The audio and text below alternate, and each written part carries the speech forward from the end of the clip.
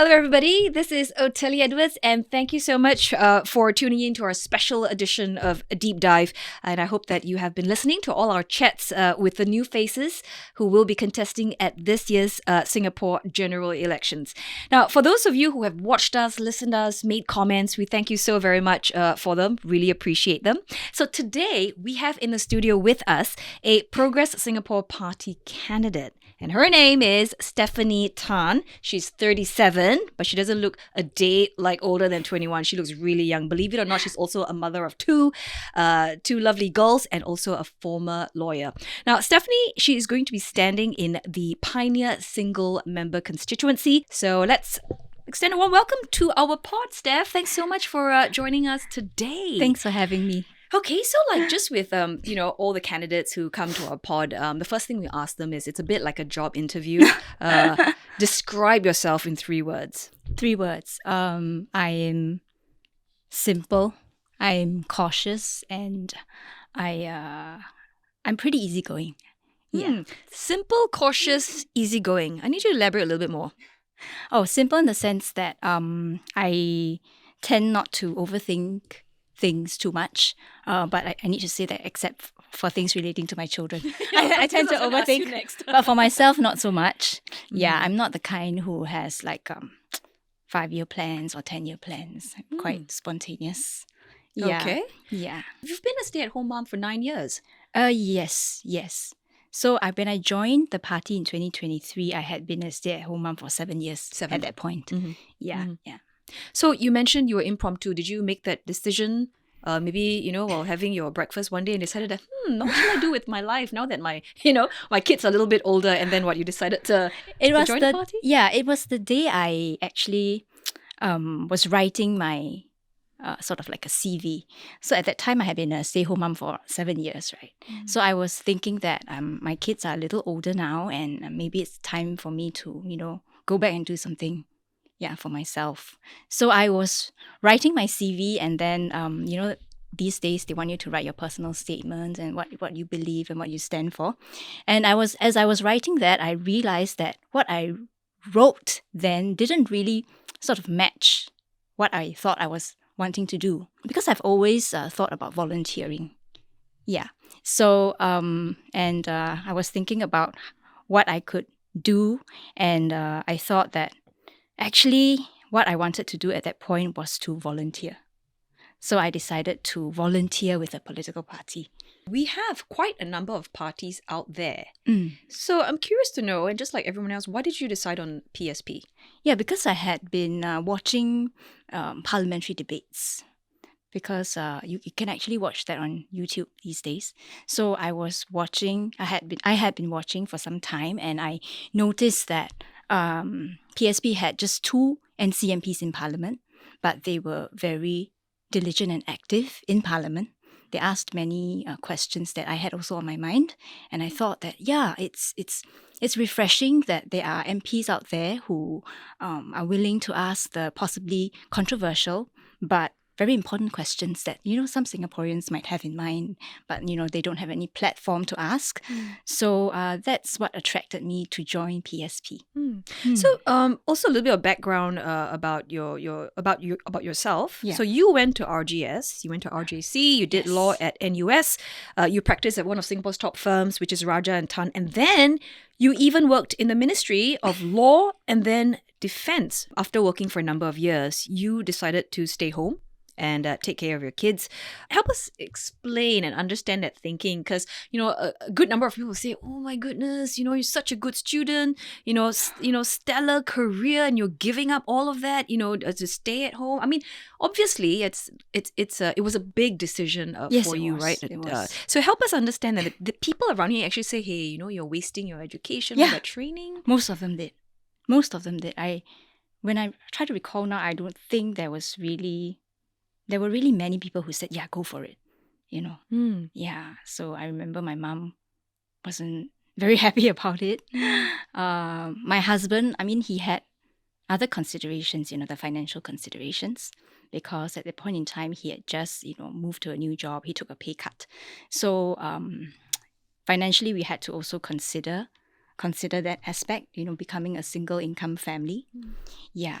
But for me, I always go where I feel my purpose leads me. Where my purpose leads me, I follow. So at that point in time, I felt that my purpose was to be with my children. I felt that they needed me more. Correct, and I suppose you don't want to miss all the milestones, right? When they say that first word and they learn how to walk, and all of that. You have two girls, and one of them is actually in the gifted program. Yeah, the older one is. Yeah. Yes. What is the biggest enjoyment that you have as a mother? Because now, before I get on to the fact that you're moving on to a different position where you're going to be very busy, and that's probably going to take time away from your kids. Yes. Tell us about the most fulfilling bit about staying at home. I think it's just having the opportunity to just build a relationship with them that is, I think, something that's really close. And this is not to say that, working moms aren't able to do that. But as a stay-home mom, you get more time with them. And I think you get the chance to be really like friends to them. Of course, there's a time when I'm supposed to be, more authoritarian, but also at the time, the other side, I love kids a lot. I love talking to them. I love getting along with them. So in that way, I think it was an easier choice for me to make than maybe other people because I love children. Before I had my own kids, I was always the one playing with other people's kids. Wow. So Yeah. How did you break the news to your kids? Did they have a role to play in terms of you making that decision, to join PSP and trying to run in this GE? Did you sit them down and say, this is what mommy plans to do? No, I didn't actually. But because I joined in 2023 and from then I was doing helping PSP with parliamentary work. So I would be at my laptop, I would be doing research, I'll be editing speeches and stuff. So they already saw me doing that. So whenever they came with questions, I would just answer them along the way. But of course, becoming a candidate, that part, I don't think I sat them down. Maybe my husband told them about it. I can't remember. But so they've seen me doing PSP work for the past 2 years. And, I wear my PSP shirt and I go out. I say, where are you going, mommy? I'm going for PSP, So, yeah. So they do have an idea. Do they join you on your walkabouts and all that? No, I don't. I try not to, bring them along with me for such events. Okay, maybe not yet. Yeah. So, I'm sure you would have seen some of the, comments on social media where there are some people who are questioning, how is it that, Stephanie, you've been a homemaker for a good number of years and now you're running for Pioneer SMC. Yes. And what can you possibly contribute, for instance, to the constituency? They're just wondering whether if your skills are transferable, for instance. And what do you say to people who think that way? Yeah. Okay, personally, I'll share my experience because I've been a lawyer before and I have been involved in legal policy work. So I find that experience will help me in parliamentary work as an MP. So an MP has two areas of work. One is to be involved in parliamentary debates. We review the bills that are to be passed in parliament that will become laws.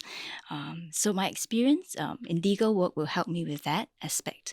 For the other aspect, as an MP, you're basically somebody who's supposed to take care of your residents, right? You're supposed to, help them when they have difficulties. And I feel that my experience as a mom, as a full-time mom, helps me with that. How so? Elaborate. Because you learn how to take care of people. I've been taking care of my kids. I've been a full-time caregiver to them. I ask them every day how they are, how has this day been in school, and then they tell me their problems, and I talk to them, I cry with them, So I think it helps me to connect with residents as well, having that ability. I personally like to have personal conversations with people. Yeah, rather than, like a big group setting. That one I'm a bit shy. But one-to-one, I enjoy talking to people and finding out about their lives and sharing them. To have with them. that genuine, concern about people and residents. Yeah. So that's where you feel that's one of your biggest strengths. Yes. Yes. So, just going back to the fact that, you've raised two girls, and yourself even. I mean, you're obviously academically inclined. I mean, your children as well. But you've mentioned that you're not exactly a fan of the PSLE, which is quite interesting because, sometimes parents would, a lot of times kids who have, probably not as academically inclined, that's what they would be advocating. But for you, I mean, yourself or your children who have clearly benefited from the system, you're saying that, no, PSLE is not exactly a good idea. Is that where you're coming from? Yes. And I feel very strongly that, learning can take place anywhere, which is why I let my children read so much. And I feel that, I tell my kid that school is just one part of your life. And when you come home at the end of the day, I hope that you can also, pursue what you like. Because I feel that learning is not just, exams. And for exams like the PSLE, you study the curriculum, you study what is tested. But that's something that has been sort of artificially set out for you.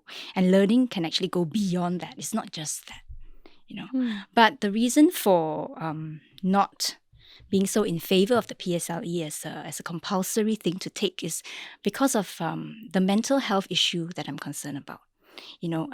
PSLE, the kids take it when they are 11 or 12. And typically you start preparing for it much earlier, like maybe from 10. Yeah, and it's at that age that I think it's not suitable to expose our kids to such high levels of stress. What is it in the education system that you would really like to address if you're voted in? So that's one, the PSLE, because as a parent, I know other parents and I know how much stress it causes, not just the child, but the parents and the whole family. There's so many of them who tell me that after PSLE is over, they go celebrate because it's like a relief for the entire family, So I do not think that it is necessary. Something like that is necessary. Yeah. What do you say to maybe a group of people who when you told them you wanted to join PSP and stand in Pioneer? I'm sure you probably get that. Say, wouldn't it be easier if you just join PAP and try and change from within? I have my doubts about whether that would work out. To go in and change things from within, and for me, I am unable to join a party which I think does not match with my own sort of values, vibes. To me that's very important. Yeah. So I believe that opposition MPs can also make a difference in Parliament. In fact, I think the government. This is what the Singapore Parliament needs right now. Yeah. So what about those people who perhaps say, then if you want to join the opposition, the biggest opposition party would be the Workers' Party, for instance. Why not go that way? I think Dr. Tan made some featured in my decision to join PSP. Yeah, so I've heard about him and I've seen what he stands for. That he's somebody who's courageous enough to, speak up. Even when he was in the PAP, he did speak up when he felt that, certain decisions were not right and he disagreed with. So that to me is very important. Independent thinking, independent mind is something that's very important to me. So I would like to be able to have that and continue to have that, to always be able to make decisions based on my own research, the information that I gather, and to form a viewpoint of my own. Yeah. So what is the biggest advice he has given you, Dr. Tan? Dr. Tan, he always tells us never to give up and to just continue even when the going gets tough, because it's not easy to be, an opposition politician in this country. So, Steph, I just want to, again, just take a step back again about you making this whole decision, entering politics, right? And it's something where now the family dynamics, does your husband feel like, now he has to step up more because, you will be away or, because you have to manage that as well, make sure that, everything at home is taken care of. And some of our viewers might not know this, but you don't have a helper at home either. I don't.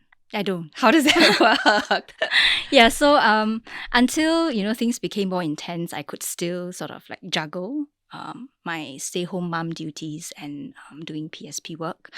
But now, of course, the campaign period is a lot more intense. So my husband has actually took leave for this whole period so that he can, take care of the kids. And just as we are speaking, he just picked up my kids from school and he brought them out for lunch, and he's going to bring my younger one for soccer class later. So yeah, he's very supportive. And if not for that, I won't be able to do this. Yeah. But I mean, longer term, in terms of long-term thinking, he did say that, if you win, then we have to probably get some help.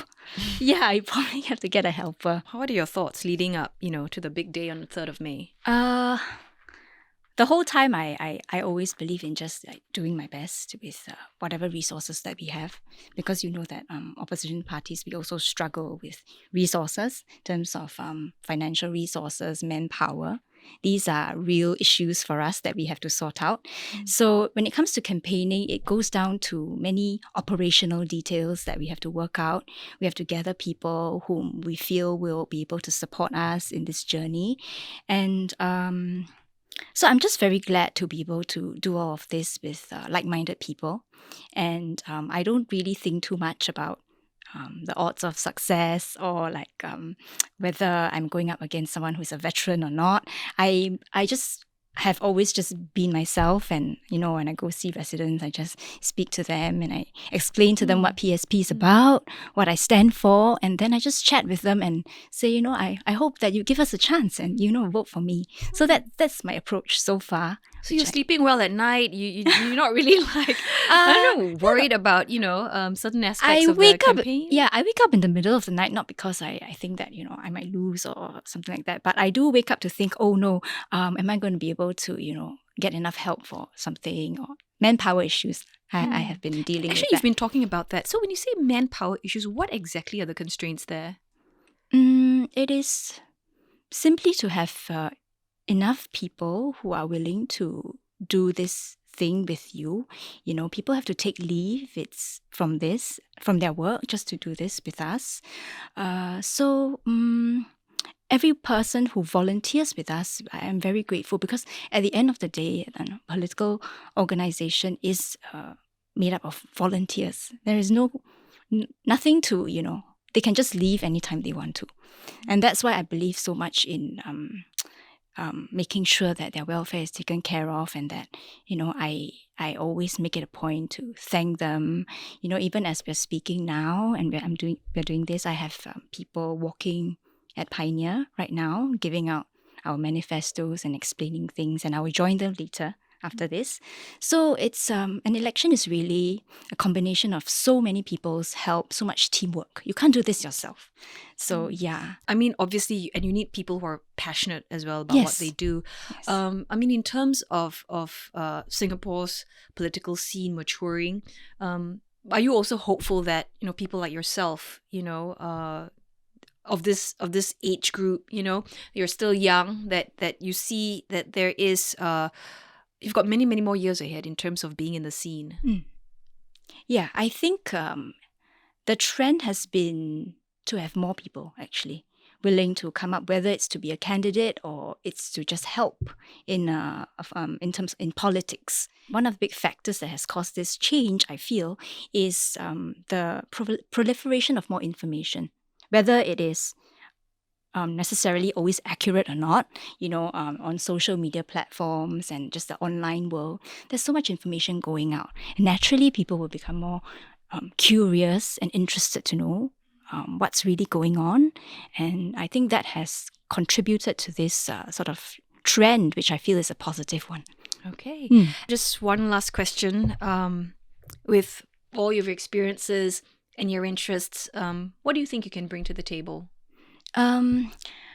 I hope that I will be able to serve the residents of Pioneer with what I have. I hope that I will be able to help them, just being their friend, resolving their issues. I think it will be a long-standing sort of relationship. If you're an MP, you'll be there with them for 5 years. Yeah. 5 years is a long time, for you to build that sort of relationship. And on a more national level, like a wider level in terms of parliamentary work, I hope to be able to bring up important issues in Parliament, whether it is, directly from my residents that they tell me, or whether it's a more national issue affecting all Singaporeans outside of Pioneer SMC. Well, thank you so very much, Steph, for stopping by and sharing with us and our listeners. We are edging ever closer to polling day. It is happening on May 3rd. Do make sure you stay tuned for all of CNA's coverage. And I will be on TV for the live results and also back in the studio here after the dust settles to make sense of how things played out.